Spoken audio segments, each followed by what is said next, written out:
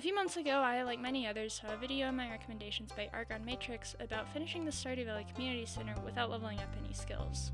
During it, he mentioned that he had started out trying to do it without using energy either, but I can safely say that a no energy challenge is almost certainly impossible anyway.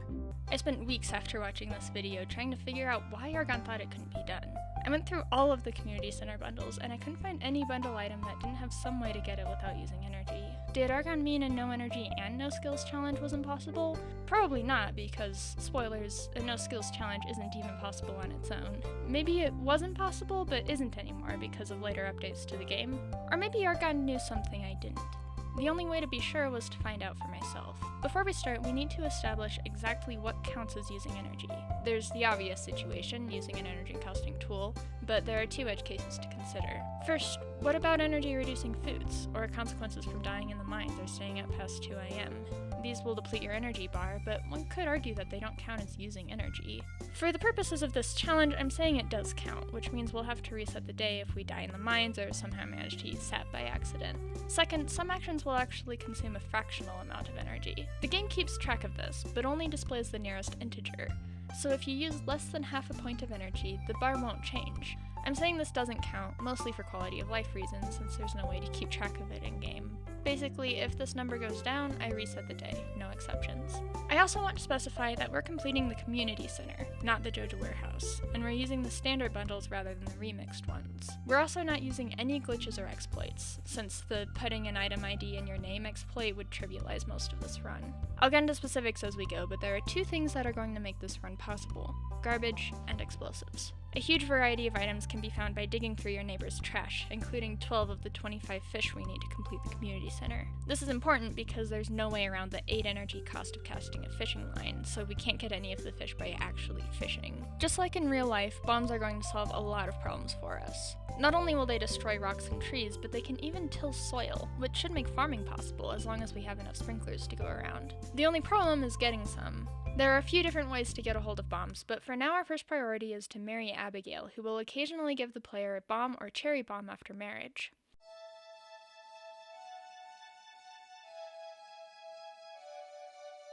Day 1 started out great, with me accidentally swinging my hoe before I even left the farmhouse. After resetting, I built a wood path and a chest, and settled into a routine that I keep for most of the first year. Talk to Linus, dig through everyone's garbage, head to Pierre's, forget they're closed on Wednesdays, wait outside the door for Abigail, and spend the rest of the day foraging.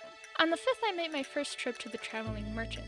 I was originally going to disallow buying anything from her for this run, but I don't think there's any other way to get the wood skip, and since I'm resorting to this anyway, I was also keeping an eye out for any other hard-to-get items in her stock. By the last week of fall, I had purchased 13 Community Center items from the Traveling Cart, gathered all of the items for the spring, summer, fall, and exotic foraging bundles, as well as the entire crab pot bundle and a few items for the bulletin board, dug 4 Community Center items out of my neighbor's trash, and reached 10 hearts with Abigail. On the 20th, I finally had an upgraded house, and the forecast called for rain, so it was a mad dash to make the 1,648 remaining gold I needed to buy the mermaid's pendant before winter came. I had to sell some things I'd been saving up, but I proposed in the hallway outside her bedroom, and 3 days later we were married. Side note, I'd actually never seen a lot of Abigail's heart events before doing this run, and she's becoming one of my favorite characters in the game. It's kind of a shame that Stardew forces a sunny day on your wedding. I bet she'd love to get married in the rain.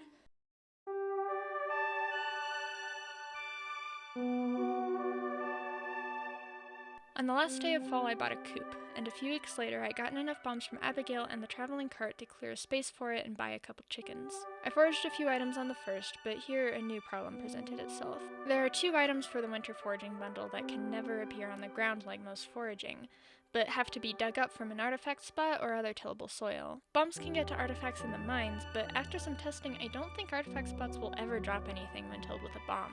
Luckily, there are still a few options for these, but nothing we can actively work on just yet. Over the course of the winter, I got 9 more Community Center items from the Traveling Cart, a bolt of cloth from recycling a soggy newspaper, and some frozen geodes from a lucky train. This finished off the lakefish and field research bundles. In year 2, I reached 10 hearts with Linus, mostly out of habit, but also to get his bait recipe for my crab pots. At the end of summer, he surprised me with a maki roll for the chef's bundle, something I hadn't even thought about until then. Also in year 2, I was finally able to start farming, so I completed the artisan bundle in the spring, summer, and fall crops bundles, and even harvested some gold star veggies for the quality crops bundle. I saved up for the vault bundles and was able to get the crystallarium by the end of spring and finish the entire vault that fall. Some more farming allowed me to finish the fodder and chef's bundles and make some more progress on the bulletin board, and by midwinter I got a total of 7 more items from the traveling cart and 1 from the garbage. This included the snow yam I needed for the winter foraging bundle and the sardine I needed to complete the ocean fish bundle. That summer, I also managed to save enough bonds, now with an occasional gift from Kent, to make my first venture into the mines. I didn't make it to floor 5, but I did finally unlock the cherry bomb crafting recipe. So I bought a bunch of copper from Clint, started duplicating quartz for the desert trader, and made it to level 70 by the end of winter, gathering the rest of the things I needed for the boiler room along with 5 hardwood.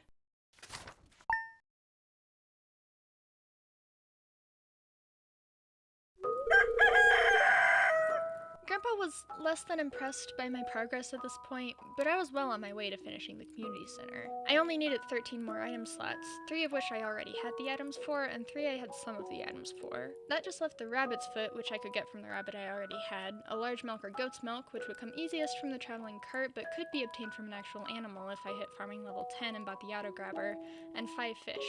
The ghost fish can be dropped by ghosts in the mines, the tiger trout can be sold by Krobus in the sewers, and the eel and sunfish can be found in garbage cans when they're in season, but all of them have a chance of showing up in the traveling cart, and that's the only way to get the wood skip.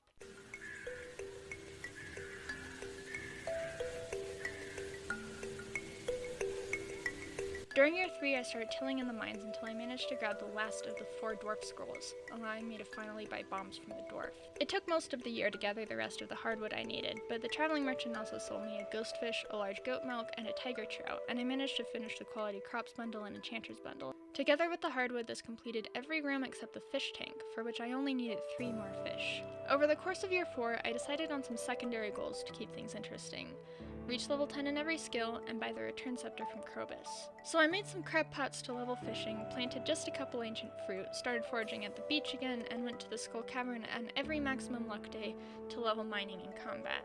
Meanwhile, I bought a wood skip from the traveling cart and dug an eel out of George's trash, leaving only the sunfish. By the end of winter, I raised the 2 million gold I wanted and was level 10 in every skill except fishing and foraging. With the return scepter in my possession and a greenhouse full of ancient fruit, money was no longer an object. So I beefed up my crab pot collection, made a path to Cindersap Forest, and started digging through garbage again when spring rolled around. I kept visiting the Skull Cavern just for fun, this time with my sights set on floor 100, but when I finally got there...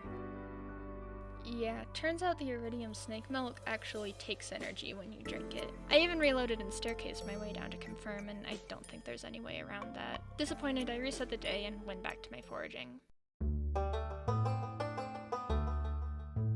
After 2 in-game months of gathering crabpot fish, digging through trash, and foraging, I started to wonder, can we take this even further? Perfection is a new mechanic that was added in Update 1.5 of Stardew Valley, requiring you to ship every farming and forage item, craft every craftable, max out all friendships and skills, and several other tasks permeating every aspect of the game.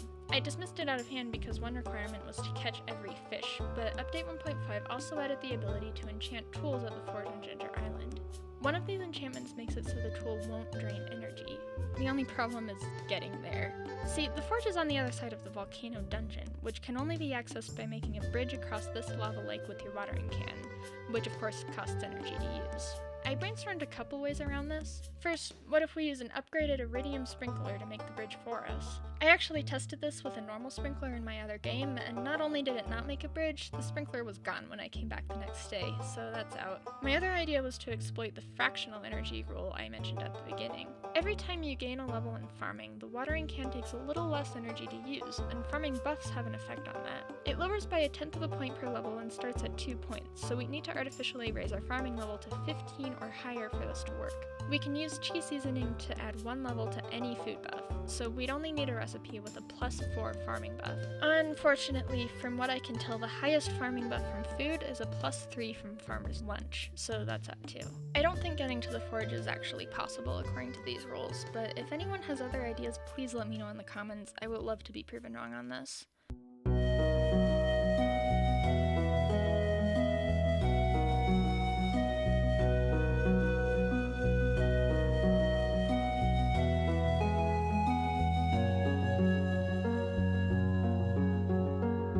On day 19 of fall, year 5, the traveling cart finally had a sunfish in stock. I brought it to the community center, got a new hat to celebrate, and summoned Grandpa's spirit again to seal the deal. So there you have it. It took almost 6 in-game years, and it's still possible this is only the case due to changes that were made in the game during the past 2 years, but the community center can be finished without using a single point of energy along the way.